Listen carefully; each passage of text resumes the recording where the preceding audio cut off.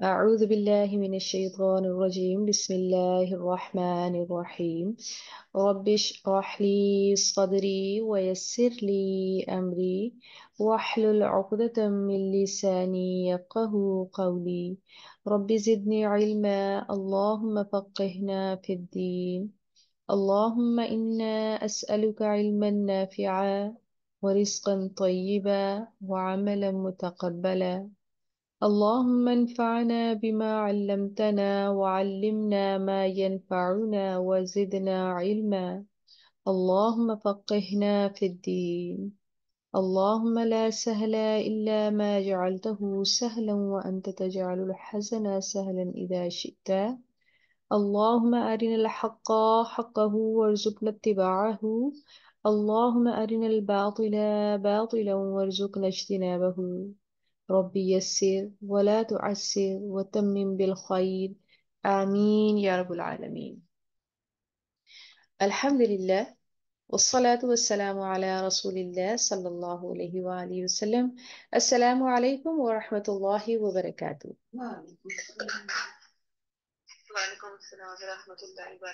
सूरत ताहा आयत नंबर 24 से 35 तक आज हम पढ़ेंगे। अपने लेसन का आगाज करते हैं। أعوذ بالله من الشيطان الرجيم أعوذ بالله من الشيطان الرجيم بسم الله الرحمن الرحيم بسم الله الرحمن الرحيم जी काइंडली अपने माइक्स ऑन कर लीजिए ताकि मुझे अंदाजा हो कि आप कैसा पढ़ रहे हैं।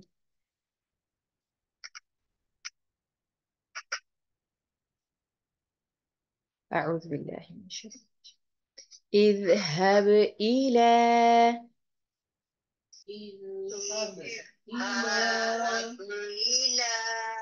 اذهب إلى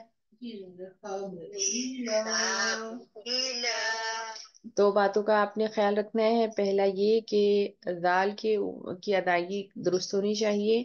जुबान की नोक जब सामने के ऊपर के दांतों के सिरों से टकराएगी तो सॉफ्ट और हल्का लफ्ज है, अदा होगा दाल।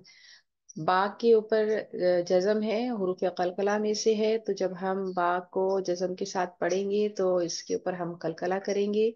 हा को बा के साथ जब हम मिलाएंगे तो हा को हमने स्ट्रेच करके लंबा नहीं करना, हाब नहीं कहना, हब कहना है, यानी कि ये जल्दी पढ़ा जाएगा। इज़हब इला फिरऔन इन्नहु तगा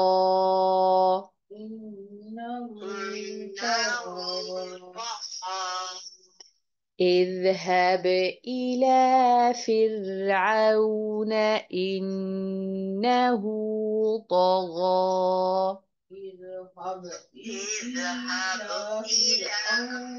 فرعون إنه طغى तो में आप देखिए दो वर्ड हैं, तो और गौ, और ये और या पढ़ी नहीं जाएगी, ये सिर्फ लिखने में आ रही है। तो और गौ दोनों पुर हुरूफ है, इसलिए इस लफ्ज को आप मोटा करके पढ़ेंगे। इज़हब इला फिरऔन इन्नहु तगा اذهب إلى فرعون إنه طغى قال قال رب اشرح لي رب اشرح لي ये जो लफ्ज है इसके अंदर बहुत ज्यादा डाउट्स हैं और गलत पढ़ा जाता है। शरहली इसको नहीं पढ़ना, क्योंकि शरहली इसको आप गलत पढ़ेंगे। और रब्बिश इर्रहली भी इसको नहीं पढ़ना। قال رب اشرح لي قال رب आप ना शीन को 2 दफा पढ़ रहे हैं, रब्बिश शराहली शराहली, ठीक है। तो रब्बिश शराहली का मतलब ये है कि आप शीन के ऊपर तशदीद डाल के जबर भी डाल रहे हैं, तो ये गलत है। रब्बिश राहली। रब्बिश रब्बिश قال رب اشرح لي قال ربش رح لي صدري। صدري दाल के ऊपर कलकला करेंगे और रॉ या मद्दा के साथ वक्फ करेंगे। अगर मद्दे असली हो और उसके ऊपर आपको वक्फ करना है तो मद्दे असली के ऊपर कोई तब्दीली नहीं आती, वो वसल और वक्फ दोनों सूरतों में सेम ही पढ़ा जाएगा। قال رب اشرح لي صدري قال ربش اشرح لي صدري قال رب اشرح لي صدري قال ربش اشرح لي صدري ويسر لي ويسر لي را बारीक है, बारीक पड़ी जाएगी। वयस्सिर ली ويسر لي अमरी। أمري थोड़ी सी एहतियात के साथ पढ़िएगा, मीम जज़म के साथ है, लेकिन इसके ऊपर हम गुन्ना नहीं करेंगे। वयस्सिर ली अमरी ويسر أمري वयस्सिर ली अमरी ويسر لي أمري واحلل واحلل عقدة عقدة من لساني من لساني واحلل عقدة من لساني واحلل عقدة من لساني واحلل عقدة من لساني واحلل عقدة من لساني يفقه يفقه قولي قولي يفقه قولي يفقه قولي يفقه قولي يفقه قولي واجعل لي واجعل لي وزيرا من أهلي وزيرا من أهلي واجعل لي وزيرا من أهلي واجعل لي وزيرا من أهلي واجعل لي وزيرا من أهلي واجعل لي وزيرا من أهلي هارون هارون أخي أخي هارون أخي هارون أخي أشدد أشدد ओश नहीं करना, शीन की, शीन हरूफ कलकला में से नहीं है, इसको आप स्ट्रेच करेंगे थोड़ा सा, शीन थोड़ा सा लंबा हो जाएगा। उश दूध, बीही, अजरी, उशदुद बिही अजरी,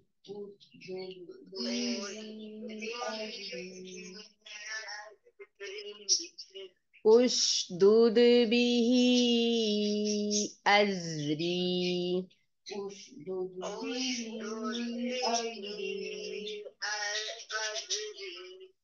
व अशरिकहु,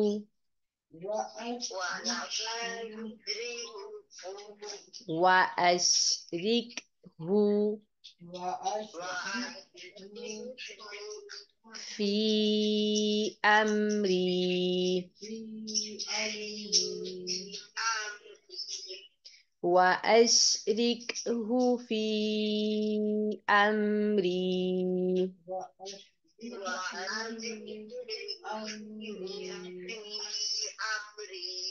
وأشركه في أمري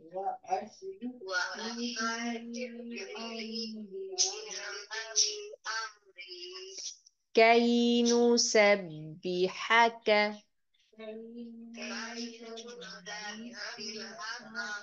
كي نسبحك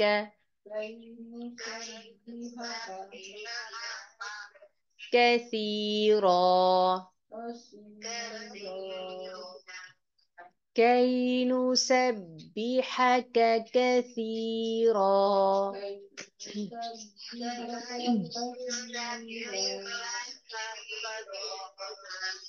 كي نسبحك كثيرا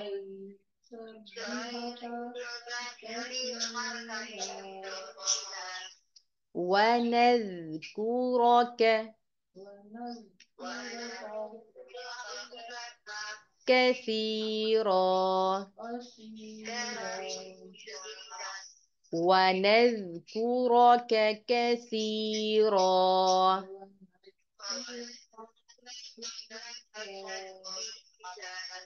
ونذكرك كثيرا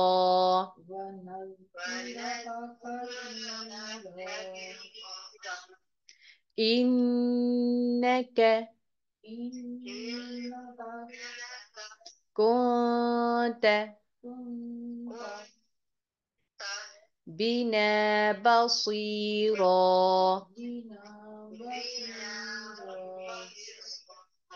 بنا بصيرا إنك كنت بنا بصيرا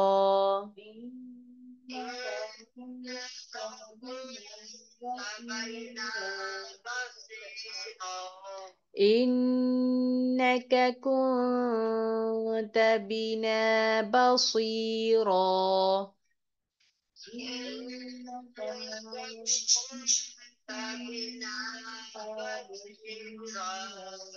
قال، قال قد أوتيت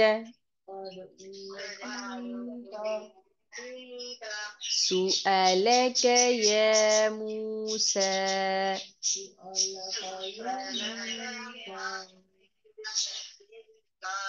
سبحانك اللهم وبحمدك، نشهد أن لا إله إلا أنت، نستغفرك ونتوب إليك، نحمده ونصلي على رسوله الكريم. أما بعد، فأعوذ بالله من الشيطان الرجيم. بسم الله الرحمن الرحيم. اذهب तुजा इला तरफ फिरऔना फिरौन के, इन्नहु बेशक वो तगौ सरकश हो गया है। अल्लाह रब्बुल इज़्ज़त ने हज़रत मूसा अलैहिस्सलाम के साथ कलाम किया آپ کو رسالت اور نبوت کے درجے پر فائز فرمایا، آپ کو معجزات عطا فرمائے، اور جس مقصد کے لیے آپ کو اللہ تعالیٰ نے پیدا فرمایا، آپ کی پیدائش جس مقصد کے لیے ہوئی، جس مقصد کے لیے آپ کو تیار کیا گیا، وہ ذمہ داری آپ کو عائد کی گئی، اور پھر یہاں پر اللہ تعالیٰ نے اس مقصد کا ذکر فرمایا، اور وہ مقصد یہی تھا جو آیت نمبر 24 میں اللہ تعالیٰ بیان فرماتے ہیں کہ یہی وہ مقصد ہے جس کے لیے حضرت موسیٰ علیہ السلام کو اللہ تعالیٰ نے پیدا فرمایا، نبوت سے سرفراز فرمایا، رسالت سے سرفراز فرمایا۔ اذهب الى فرعون انه طغى، تو جا طرف فرعون کے، بے شک وہ سرکش ہو گیا ہے۔ قال، تو حضرت موسیٰ علیہ السلام نے کہا، ربی، اے میرے پروردگار، اے میرے رب، اشرح لی، اشرح، کھول دے، لی، میرے لیے، صدری، میرا سینہ۔ یہاں پر آپ دیکھیے کہ کیا خوبصورت طریقے سے حضرت موسیٰ علیہ السلام کی ایکسیپٹنس ہے۔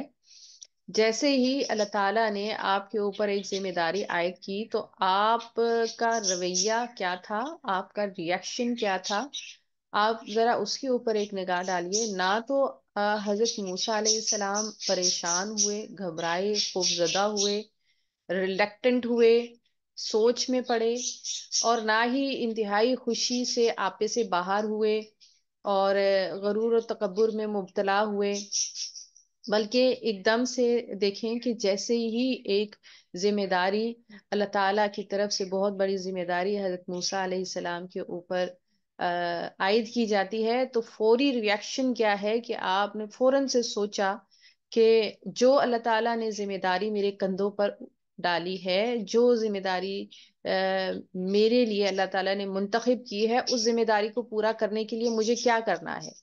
ایک دم سے ان کا ذہن ایک پریکٹیکل انسان کی طرح ورک کرنا تیزی سے شروع ہو جاتا ہے، اور وہ یہ سوچتے ہیں کہ جو یہ ذمہ داری اتنی بڑی عائد ہوئی ہے، اس کو میں نے کیسے نبھانا ہے، اس کے لیے مجھے کیا کیا چیزیں درکار ہوں گی، اور کیا مشکلات ہے جو مجھے فیس کرنی پڑیں گی، جس کے لیے مجھے کون سے ایکوپمنٹس چاہیے، کون سی چیزیں چاہیے، کون سی اہلیت چاہیے، اور کیا کیا چیزیں چاہیے جس کے ذریعے سے میں اس ذمہ داری کو احسن طریقے سے ادا کر سکتا ہوں۔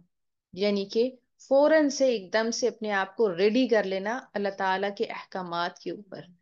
کیا ہم اور آپ جب اللہ تعالیٰ کا حکم سنتے ہیں، اور فرعون جیسا آپ دیکھیں ایک بادشاہ ہے جو جابر بھی ہے، ظالم بھی ہے، اور خون خوار بھی ہے، تو کیا جب اس طرح سے کوئی بھی اللہ تعالیٰ کا حکم ہمارے سامنے آ جاتا ہے جو ہمارے لیے بعض دفعہ قابل قبول نہیں ہوتا، یہ جس کے اندر ہمارے لیے کوئی مشکل ہوتی ہے، کوئی مصیبت ہوتی ہے، کوئی تکلیف ہوتی ہے، کوئی ہرڈلز ہوتی ہیں، کوئی بہت بڑی ایسی ہوتی ہے جو ہمیں خوفزدہ کر دیتی ہو، تو ہمارا ریئیکشن کیا ہوتا ہے؟ ہم سب سے پہلے ریلیکٹنٹ ہوتے ہیں، سب سے پہلے مایوس ہوتے ہیں، گھبراتے ہیں، بھاگتے ہیں، بچنے کی کوشش کرتے ہیں۔ تو یہ رویہ ایک مومن کا نہیں ہو سکتا ہے۔ ایک حکم اللہ کی طرف سے آ گیا ہے تو انسان کا سب سے پہلا رویہ ہے ایکسیپٹنس کا، کہ وہ سب سے پہلے تو اللہ تعالیٰ کے حکم کو دل سے قبول کر لے کہ جو میرے پروردگار نے حکم دیا ہے وہ ہر حال میں پورا ہونا ہے، اور میں اس کے لیے اپنا سر جھکاتا ہوں۔ اسی کو سجدہ کہا جاتا ہے۔ تو اللہ تعالیٰ کے نبیوں کی یہ خاصیت رہی کہ جب بھی اللہ تعالیٰ کی طرف سے کوئی بڑی سے بڑی ذمہ داری اور آزمائش آپ کی طرف بڑھی تو آپ نے اس کو پوری دل جوئی، پوری دل کی خشوع اور خضوع کے ساتھ، پورے اطمینان قلب کے ساتھ اس کو قبول کیا، اور پھر اس کے اوپر تگ و دو کی کہ ہم اس ذمہ داری کو کس طرح احسن طریقے سے پورا کر سکتے ہیں۔ قال، تو انہوں نے کہا، رب اشرح لی صدری، اے میرے پروردگار میرا سینہ کھول دے، ویسر لی، اور آسان کر دے، لی، میرے لیے، امری، میرا کام۔ اور آپ نے اپنے رب سے اس کام میں آسانی مانگی، کیونکہ آپ جانتے تھے کہ یہ بہت بڑا کام ہے اور انتہائی مشکل کام ہے جو کرنا ہے مجھے۔ تو اس کے لیے آپ نے کیا کہا کہ سب سے پہلے مجھے فہم و فراست دے، میرے سینے کو اتنا کشادہ اور کھول دے کہ میں اچھے طریقے سے اس کام کو نبھا سکوں، پھر اس کام میں میرے لیے آسانی کے معاملے فرما، آسانی پیدا فرما دے۔ واحلل، اور کھول دے عقدتن گرہ من سے لسانی میری زبان سے، واحلل عقدۃ من لسانی اور میری گرا زبان کی گرا کھول دے۔ کہا جاتا ہے کہ حضرت موسیٰ علیہ السلام جب چھوٹے تھے تو آپ نے بچپن میں انگارہ اپنے منہ پہ اپنی زبان پہ رکھ لیا، جس کی وجہ سے آپ کی زبان کے اندر لکنت آ گئی، آپ صحیح طریقے سے گفتگو نہیں کر سکتے تھے اور بہت اٹک اٹک کر بولتے تھے۔ تو آپ کو محسوس ہوا کہ یہ ذمہ داری پوری کرنے کے لیے مجھے میری جو زبان کی گرا ہے وہ کھلنی چاہیے۔ تو آپ نے اللہ تعالیٰ سے فوراً سے دعا کی کہ یا اللہ یہ جو میری زبان میں لکنت ہے اس کو دور فرما دے اپنی رحمت سے۔ یفقہو، اور کس لیے؟ اس لیے کہ وہ سمجھ لیں قولی، میری بات کو، کیونکہ جو آرگومنٹیشن ہونی ہے میری فرعون کے سامنے، اور جو بات ان کو میں نے سمجھانی ہے، اس کے لیے میری فصیح اللسان ہونا اور میری زبان کا بالکل کلیئر ہونا بہت زیادہ ضروری ہے، تاکہ وہ میری بات کو اچھے طریقے سے انڈرسٹینڈ کر سکیں۔ وجعل لی، وجعل اور بنا دے، لی میرے لیے، وزیرن ایک وزیر، من اہلی میرے گھر والوں میں سے۔ آپ نے جو اس کے بعد اپنی لیے ایک اور دعا مانگی، وہ کیا تھا؟ کہ میرے گھر والوں کو میرا سپورٹو بنا دے۔ کیا میں اور آپ کبھی اللہ تعالیٰ کے راستے میں نکلتے ہیں، کوشش کرتے ہیں، تو ہمیں اپنے گھر والوں کا خیال آتا ہے اس لیول پر جس لیول پر حضرت موسیٰ علیہ السلام نے بات کی کہ میں خود تو 5 وقت کی ماشاءاللہ نماز بھی پڑھ لیتی ہوں، میں تو تہجد گزار بھی ہوں، میں تو روزے بھی رکھتی ہوں، کیا ہمارے بچے بھی ایسے ہی ہیں؟ کیا ہمارے ہسبینڈز، ہمارے ماں باپ، ہمارے بہن بھائی، کیا ہم نے ان کے لیے کوئی ایفرٹ کیے ہے، یا ہمارے خاندان یا اس طرح؟ تو کیا ایسا ہے کہ ہم جس مشن پر ہیں یا ہم اپنے آپ کی اصلاح کر رہے ہیں، تو کیا ہم اپنے گھر والوں کی بھی فکر کرتے ہیں؟ تو وجعل لی اور بنا دے، وزیرن ایک وزیر یا مددگار، من اہلی میرے گھر والوں میں سے، ہارون ہارون اخی میرے بھائی کو۔ تو حضرت ہارون کو اللہ تعالیٰ سے مانگ لیا انہوں نے کہ آپ ان کو بھی نبوت سے سرفراز فرما دیں اور ان کو میرا وزیر بنا دیں، میرا مددگار بنا دیں، تاکہ وہ میرے کام میں میرے مددگار ہو سکے۔ تو یہاں پر رسول اللہ صلی اللہ علیہ وآلہ وسلم کی ایک حدیث مبارکہ تھی جس کا مفہوم میں آپ سے بیان کر سکتی ہوں، کہ آپ نے کہا تھا کہ سب سے بہترین جو تحفہ دیا کوئی بھائی جو اپنے بھائی کے لیے بہترین کر سکا، وہ حضرت موسیٰ تھے، جنہوں نے اپنے بھائی ہارون کو نبوت کا تحفہ دیا اور ان کے لیے نبوت مانگ لی اللہ رب العزت سے، اور اللہ تعالیٰ نے ان کو نبوت عطا بھی کر دی۔ اشدد، کیوں ایسا کیوں ہو؟ اشدد مضبوط فرما بھی، اس سے ازری میری قوت کو۔ تو یہ یاد رکھیے گا کہ جب بھی انسان اللہ تعالیٰ کے راستے میں چلتا ہے، تو اگر وہ اکیلا چل رہا ہے، اس کے گھر کے اندر سے اس کے کوئی سپورٹو نہیں ہے، تو راستہ بہت مشکل ہے۔ لیکن اگر اس کو اپنے گھر کے اندر سے سپورٹو مل جاتے ہیں اور گھر سے انسان مضبوط ہوتا ہے، تو پھر وہ باہر کی لڑائیاں بہت آسانی سے لڑ سکتا ہے۔ لیکن گھر کے اندر سپورٹو نہ ہو تو پھر اگر گھر میں ہی سپورٹو نہیں ہے، تو پھر باہر کی لڑائی اور زیادہ مشکل ہو جاتی ہے۔ تو یہاں پر کیا انہوں نے فرمایا؟ انہوں نے کہا کہ میرے گھر کے اندر سے میرے لیے ایک مددگار پیدا کر، اور وہ مددگار ہارون علیہ السلام جو میرے بھائی ہیں ان کو مددگار بنا، تاکہ اس کے ذریعے سے مجھے قوت حاصل ہو، وہ اشرک ہو اور شریک کر دے اسے، فی امری میرے کام میں۔ کئی، اور اس کی وجہ کیا تھی؟ اس کی وجہ یہ تھی کہ حضرت ہارون ایک تو حضرت موسیٰ کے بڑے بھائی تھے، دوسرا وہ فصیح اللسان تھے، بہت زیادہ اچھی گفتگو کر سکتے تھے۔ حضرت موسیٰ علیہ السلام کا یہ خیال تھا کہ اس ذریعے سے ہم دونوں مل کر زیادہ اچھے طریقے سے آپ کا یہ جو پیغام ہے یہ پہنچا سکتے ہیں، اور یہ جو ذمہ داری ہے اس کو ہم احسن طریقے سے ادا کر سکتے ہیں۔ کئی، تاکہ نسبحہ کا، ہم تیری تسبیح بیان کریں، کثیرہ بہت زیادہ، یعنی کہ میں اور میرا بھائی ہم مل کر تیری تسبیح و تمجید کریں، تیری تعریف بیان کریں، وَنَذْكُرَكَ اور یاد کرے تجھے، کثیرہ کثرت کے ساتھ، انکا بے شک تو، کنتا ہے تو، بنا ہم کو، بصیرہ خوب دیکھنے والا۔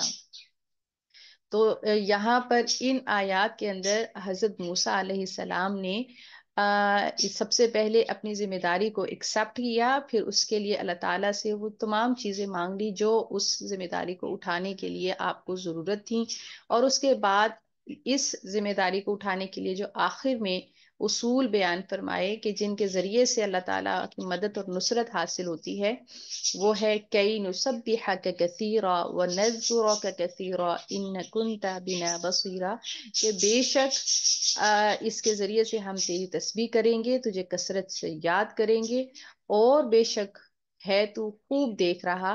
یعنی کہ انسان کو ہمیشہ ہر وقت یہ ذہن میں ہونا چاہیے کہ ہر لمحہ ہر پل ہماری ہر عمل کے اوپر ہمارے رب کی نگاہ ہے، وہ سینوں کے بھید بھی جانتا ہے، وہ زبان سے نکلی ہوئی بھی جانتا ہے، وہ سوچ اور ارادوں سے بھی واقف ہے، جو ہم کر رہے ہیں اس سے بھی واقف ہے، اور جو کرنے کا ارادہ رکھتے ہیں اس سے بھی واقف ہے۔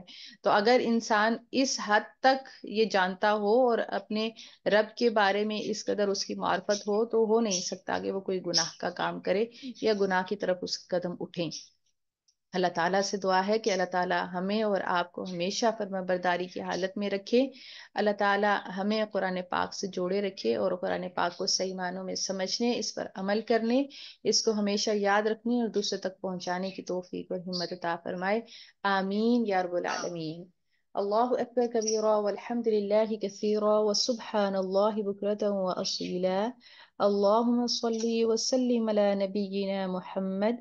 ربنا لا تؤاخذنا إن نسينا أو أخطأنا، ربنا ولا تحمل علينا إصرا كما حملته على الذين من قبلنا، ربنا ولا تحملنا ما لا طاقة لنا به واعف عنا واغفر لنا وارحمنا، أنت مولانا فانصرنا على القوم الكافرين، ربنا لا تزغ قلوبنا بعد إذ هديتنا وهب لنا من لدنك رحمة إنك أنت الوهاب، ربنا آتنا في الدنيا حسنة وفي الآخرة حسنة وقنا عذاب النار، رب ارحمهما كما ربياني صغيرا، اللهم إنا أسألك الهدى والتقى والعفاف والغنى، اللهم أحسن عاقبتنا في الأمور كلها وأجرنا من خزي الدنيا وعذاب الآخرة، ربنا تقبل منا إنك أنت السميع العليم وتب علينا إنك أنت التواب الرحيم، سبحان ربك رب العزة عما يصفون وسلام على المرسلين والحمد لله رب العالمين، سبحانك اللهم وبحمدك نشهد أن لا إله إلا أنت نستغفرك ونتوب إليك، آمين يا رب العالمين۔ السلام علیکم ورحمۃ اللہ وبرکاتہ۔ وعلیکم السلام ورحمۃ اللہ وبرکاتہ، جزاک اللہ خیر۔ وعلیکم السلام علیکم۔